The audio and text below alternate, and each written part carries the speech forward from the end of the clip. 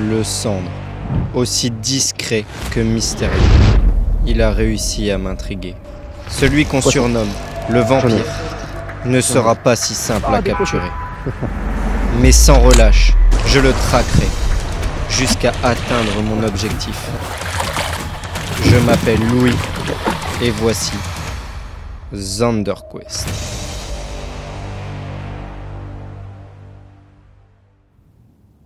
Bienvenue à tous dans l'épisode 6 de ZonderQuest. Les épisodes précédents m'ont apporté beaucoup sur la pêche du cendre. J'ai balayé quelques fausses croyances que j'avais et battu mon record.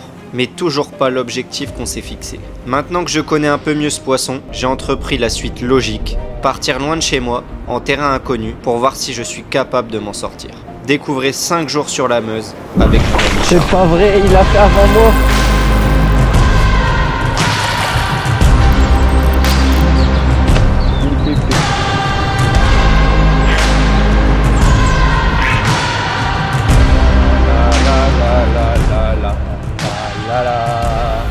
Et ouais, c'est comme ça que ça commence, une journée de pêche. On est arrivé ce matin, là on est le 26 décembre. On s'est installé tranquillement au logement, on a mangé. On va partir là sur un premier spot. On va découvrir déjà, là le principal c'est d'essayer de trouver les spots. On découvre le territoire, on sait pas vraiment où on peut stationner, où on peut vraiment accéder au canal. Là on a un petit spot à 5 minutes du logement. On se retrouve en bord de Meuse. On va essayer de se capturer le fameux cendre de plus de 75. Que ce soit lui ou moi qui le fasse, peu importe, en tout cas on est vraiment remonté, on est prêt à faire ce poisson. On sait qu'il y a des beaux sujets ici sur le cours d'eau, donc on va insister et on va essayer de vous montrer en tout cas des beaux poissons. La Meuse elle est en crue, donc ce qu'il va falloir surtout pêcher je pense c'est tous ces remous. Pour l'instant moi je vais attaquer léger avec une écrevisse en texan, avec une balle de 5 grammes. Je vais juste faire les arbres immergés qui sont juste là au bord. Il y a vraiment des grosses zones où ça tourbillonne, le courant est beaucoup moins fort et avec des leurres un peu plus légers, on peut pêcher tranquillement dessus. La pêche nous mène tout de suite vers une pointe, une sortie de canal qui donne sur la rivière en crue, un spot qu'on avait repéré sur Google Maps avant notre voyage et qui nous est confirmé sur place par un pêcheur local, un specimen hunter bien connu des réseaux sociaux. On peut que faire confiance et appliquer les conseils. C'est marrant parce qu'il insiste beaucoup sur une technique que j'ai jamais encore pratiquée. La technique consiste à jeter leurre légèrement en amont, de laisser le leurre dériver dans le courant en gardant la bannière bien tendue, de façon à ce que le leurre, en se faisant emporter, fasse un arc de cercle pour que le leurre arrive dans la zone de remous le plus profond possible et surtout de la manière la plus naturelle, sans aucune animation. Il m'assure que c'est en faisant ça que je prendrai le plus de touches et surtout les plus gros poissons.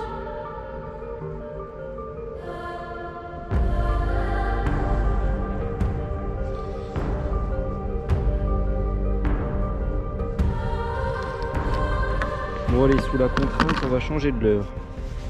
Je vais mettre un petit leurre mais avec une TP en 10 grammes. On a lâché un petit peu notre hotspot pour le cendre. On y reviendra ce soir quand il fera un peu plus sombre pour y pêcher. Là on va essayer un petit bras, là c'est la première matinée donc on part explorer. Il y a un canal là qui passe, c'est beaucoup plus lentique pour utiliser les bons termes que Charles me souffle. Des sacrées marques de castor là. On va vous montrer ça, je vais vous faire profiter aussi de ça parce que c'est des observations qu'on fait. Donc là c'est le castor qui a du coup rogné, qui a rongé ici toute l'écorce et l'arbre il est costaud hein. C'est vraiment un gros tronc. C'est fou. Essayez de m'approcher bien fort que vous puissiez voir. Le castor européen est le plus gros rongeur du continent. Du long de ses 1 mètre à 1 mètre 40, il a failli disparaître. Du Moyen-Âge aux années 1900, il était très recherché pour sa fourrure imperméable et le castoreum, une substance utilisée dans les parfums. Il a fini par être classé espèce protégée et des réintroductions ont été mises en place à partir de l'Alsace. Aujourd'hui, ça reste un animal rare et une espèce parapluie, comme le brochet. Les individus que j'ai observés ont peut-être parcouru des milliers de kilomètres et sont des descendants des premiers réintroduits en Alsace. On n'a pas l'habitude d'en voir sur les bords de nos cours d'eau dans le nord. C'est très difficile d'observer ça et ici veux pas qu'on essaye là? Je sens que je vais me faire couper par un broc moi. Voilà, j'ai mis un 5 grammes avec mon écrevisse. Du coup, comme on est là-dedans, je vais lancer des leurres dans le cover. Comme si je pêchais le bass. Ce canal-là, il y a vraiment énormément de zones de cover avec les arbres dans l'eau, vu que l'eau a vachement monté.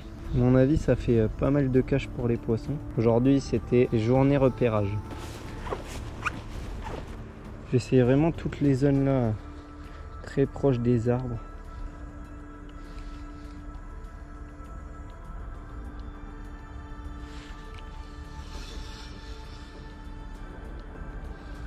Hey hey! Une écrevisse qui attrape une écrevisse américaine.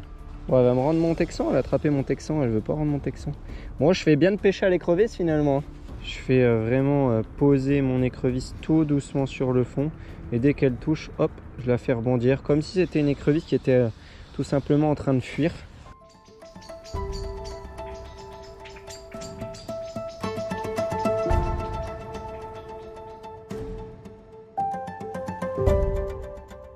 Ce que j'adore avec le slick shot, c'est qu'il y a la fente texan qui fait exprès. Et du coup, ça présente super bien.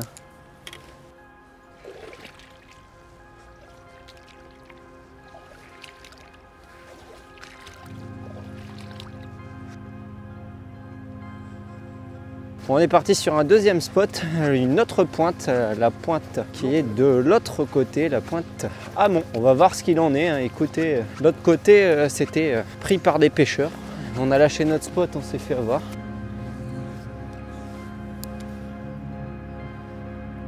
Ouais, je vais régulièrement changer de l'heure là pour le temps qui reste de cette première journée. Pas fameuse, mais on prend la température. J'ai pris une châtaigne, là, je vais réinsister un peu là sur l'endroit où j'ai pris la châtaigne.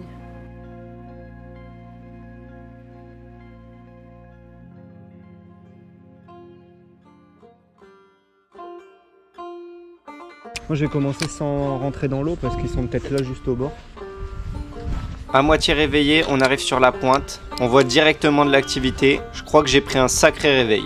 Je pensais que j'étais accroché, mais j'étais accroché à un sacré truc. Vous allez clairement entendre ma panique.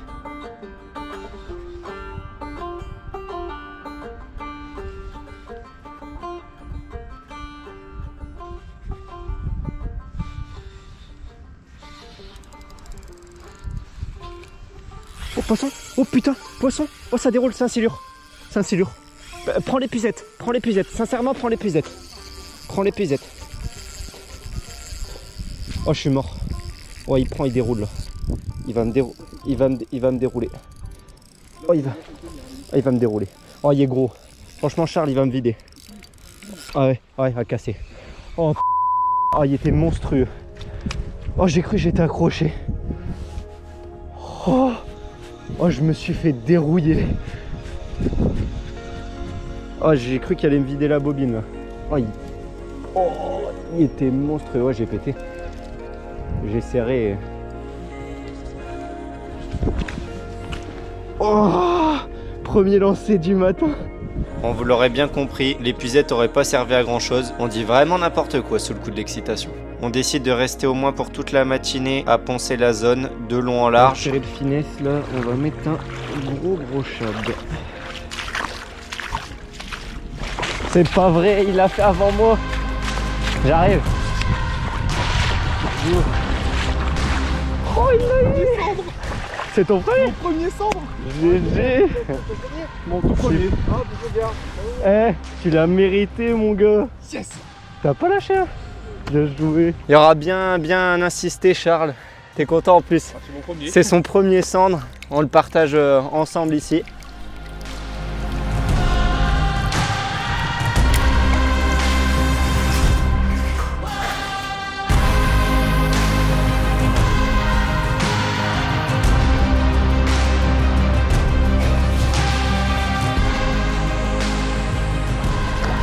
Putain, je suis trop content. À ce moment-là, on est hyper content. On vient d'accomplir un objectif de notre séjour. On sait que chaque poisson est hyper important parce que les touches ne sont vraiment pas nombreuses. On est parti là sur un autre spot, une autre pointe qu'on a trouvé sur Google Maps, qu'on nous a légèrement suggéré hier dans le bar du propriétaire de notre Airbnb. Ça a l'air vachement sympa, on a fait un tour, là on a quoi, une heure et demie devant nous. Je fais quelques passages en lancer ramené là. C'est étonnant qu'on prenne pas plus de touches que ça quoi. Bon, j'ai essayé petit pour essayer de tomber sur un petit cendre, être plus opportuniste, mais on n'arrive pas à trouver ce qui sort du lot. Pourtant on essaye plein de choses. Tous les leurres qui sont là, il y en a beaucoup qui sont déjà passés. Ici c'est beaucoup plus creux, il y a un canal qui est de dérivation là, vraiment à droite là, où c'est bien plus profond. Là-bas je suppose que c'est bien plus profond aussi. Et là on a vraiment la pointe, donc en fait les deux côtés sont hyper bons à pêcher. Je pense que les poissons se situent là dans les pentes, mais on les trouve pas. Il y a pas mal de plantes, de végétation au fond. On va faire encore 15-20 minutes de pêche max. Et après, je pense qu'il est l'heure pour nous d'aller manger un chobu. Hein. Oh! Je suis un âne! On est parti, nouveau spot. On se donne du mal à essayer plein de spots. Ici, une écluse donc, qui est juste derrière. Et là, il y a une belle pointe. La rivière, elle passe à fond ici. Et ici, il y a un gros contre-courant.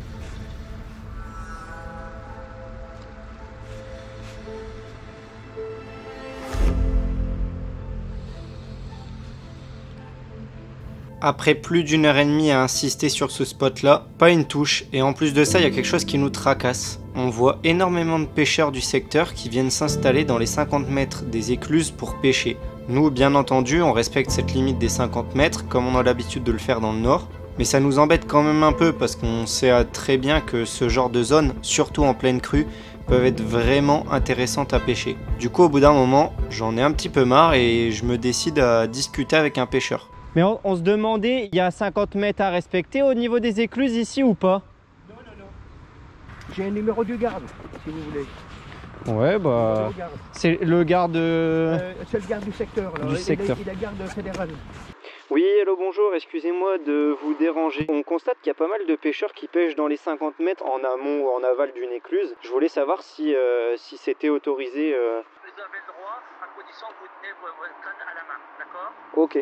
Ni une ni deux, ça remotive un petit peu les troupes. On a gagné un petit peu de terrain calme sur la rivière en crue. On va pouvoir exploiter un petit peu en cette fin de journée.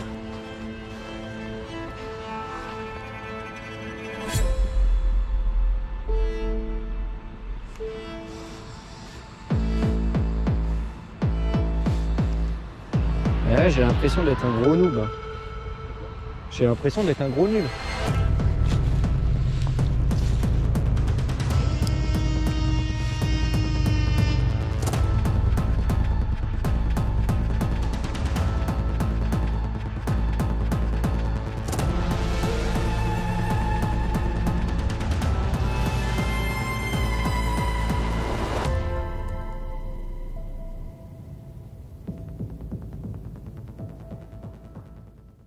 Jour 3, on s'autorise une petite journée à pêcher le brochet. On commence sur 2 plans d'eau communaux qui ont complètement débordé. Les pelouses sont recouvertes d'eau et sont hyper jolies à pêcher. Un one-up.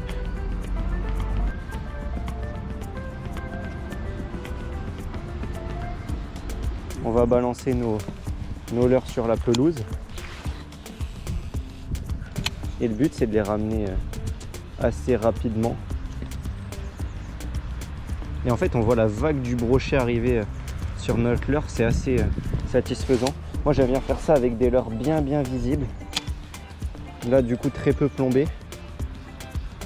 Là je vois bien mon leurre qui nage bien visible. Je le fais nager volontairement en surface pour essayer de capter une belle attaque là. Oh! J'en ai un qui m'a loupé. Ouais. Juste là.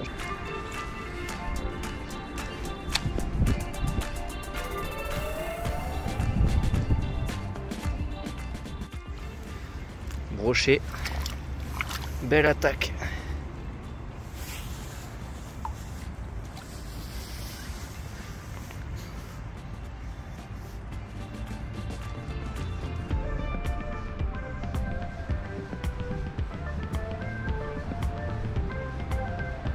On décide de bouger un petit peu et d'aller tester une balastière.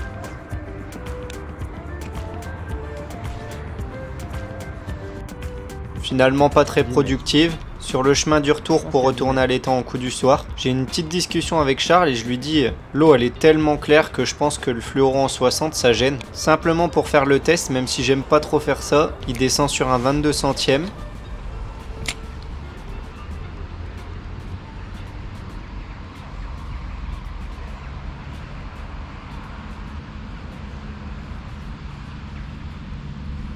T'en as un? Ouais, bien, bien, bien. Nickel. Nickel. T'as en 22 là? Ouais.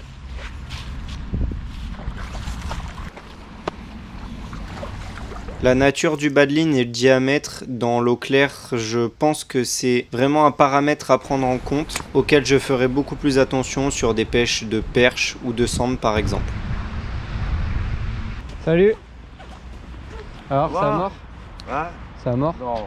J'ai pris un petit breton arrivant, on est là-haut là. Non, c'est galère. Ah, c'est triste hein. Vous avez pêché le... Ouais, le petit plan d'eau là. Ouais, bah, il vaut mieux pêcher à temps. J'ai essayé aussi dans l'autre outil là. Une catastrophe interplanétaire. La 4e journée et dernière journée de pêche, on l'aborde pas trop confiant, on a un peu le moral dans les chaussettes. Il se passe vraiment rien sur le canal malgré qu'on insiste. On part pêcher toute la journée sous un beau vent. On est là, faut en profiter, donc on essaye plein d'autres spots, on découvre le périmètre, on se dit que si jamais on revient un jour, bah on aura déjà quelques spots en tête. De toute façon, il n'y a rien qui marche. Bon, ils ont intérêt à aimer l'anguille. 4 jours à poncer, quoi. On aura tenté. Ça nous aura fait de l'expérience. Je crois qu'à mon avis, on va finir cet épisode de ZanderQuest. Pour moi, capot. Parce que il n'y a pas eu de cendre. J'ai fait un brochet que j'ai même pas pu filmer. On a fait 4 jours vraiment de voyage et de pêche intensif hein, pour vous dire lever et coucher du soleil. On a multiplié les spots. Il est temps de dresser le bilan de ce séjour. Bilan, on va dire, assez mitigé. On avait énormément d'espoir en venant ici dans la Meuse. Tout ce qui nous avait été teasé par les pêcheurs locaux, les photos qu'on recevait, on s'était dit qu'on allait au moins prendre beaucoup de touches. Ça n'a pas été le cas et ça a été même tout l'inverse. Personnellement, j'ai vraiment apprécié ce séjour avec Charles. On a découvert énormément d'endroits. On a réussi au moins à capturer son premier cendre. Quelques poissons qui se sont additionnés à tout ça. Et la découverte, rien que ça, ça motive et ça rend le séjour intéressant finalement. L'objectif du séjour était dans un premier temps de mettre les techniques que j'avais apprises dans les épisodes précédents en application. Autre part, je ne pense pas que ce soit tellement la manière de pêcher qui est jouée, mais c'est plutôt qu'on est arrivé sur une période où la crue était vraiment énorme pour la Meuse. Les poissons, ils n'étaient pas forcément là où on les a cherchés, ou pas enclats à manger, mais ça m'a permis de découvrir une nouvelle technique, la fameuse technique de dérive que vous avez vue dans le début de l'épisode. C'est Grégory qui a pris le temps de nous l'expliquer au bord de l'eau, et cette façon-là de pêcher, je pense que je pourrais la réappliquer à d'autres endroits. Voyager et découvrir reste au cœur de mes envies. Et je pense que ZanderQuest continuera à nous y emmener tous ensemble. Si vous avez apprécié l'épisode et la série, je vous invite forcément à vous abonner à la chaîne et à me faire vos retours en commentaire qui me tiennent beaucoup à cœur. Je sais que vous êtes de plus en plus nombreux à apprécier cette série. Sachez que je ne fais pas que ça, il y a plein d'autres concepts qui vont arriver, notamment la truite qui arrive prochainement. Donc abonnez-vous et on se retrouve bientôt pour de nouvelles aventures. C'était Louis, ciao ciao!